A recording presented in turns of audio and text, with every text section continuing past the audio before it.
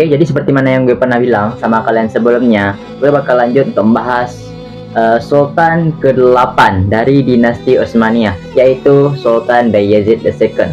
Lahir pada tahun 1447 sebagai putra dari Sultan Mehmed Al-Fatih, yaitu penakluk Konstantinopel. Sejak muda, Bayezid dikenal berkarakter tenang, religius, dan mencintai ilmu pengetahuan. Ketika ayahnya wafat pada tahun 1481 Masehi, ia harus bersaing memperebutkan tahta dengan adiknya, James Sultan. Konflik ini berujung pada perang saudara singkat di mana Bayezid berhasil mengalahkan James dengan dukungan pasukan Janissary. James Sultan melarikan diri ke Eropa dan dijadikan tawanan politik oleh Paus serta raja-raja barat yang terus menggunakan keberadaannya sebagai ancaman diplomatik bagi Bayezid. Sebagai Sultan, Bayezid II ini digelari Bayezid Veli, yaitu Bayezid yang soleh dan dermawan. Gelar ini mencerminkan sifatnya yang religius, cinta damai, dan dermawan. Tidak seperti ayahnya yang gemar berperang. Bayezid ini lebih menekankan pembangunan internal, stabilitas sosial, dan kesejahteraan rakyat. Pada masa pemerintahannya, Istanbul ini semakin indah dengan pembangunan masjid, madrasah, rumah sakit, serta pusat perdagangan yang mendukung kemajuan ekonomi kekaisaran. Ya, jadi salah satu kebijakan paling terkenal dari Bayezid II adalah penerimaan pengungsi dari Yahudi dan Muslim dari Spanyol pada tahun 1492.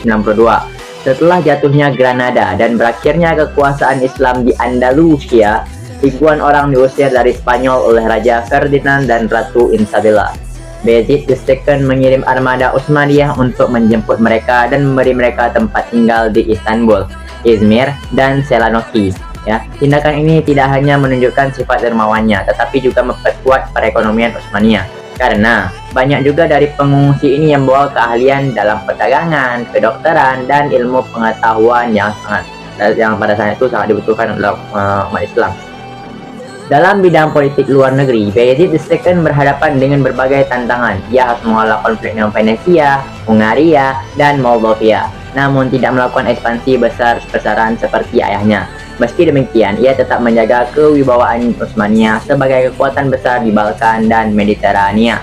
Namun, masa pemerintahannya juga diwarnai oleh pemberontakan internal, terutama dari Janissary yang menuntut perang agar mereka mendapatkan keuntungan yang lebih besar.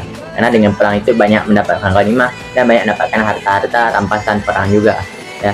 Jadi menjelang akhir hayatnya, Bayezid ini semakin lemah dan sakit-sakitan. Putranya Selim II yang keras dan ambisius menekan agar ia turun dari tahta. Akhirnya pada tahun 1512 Bayezid turun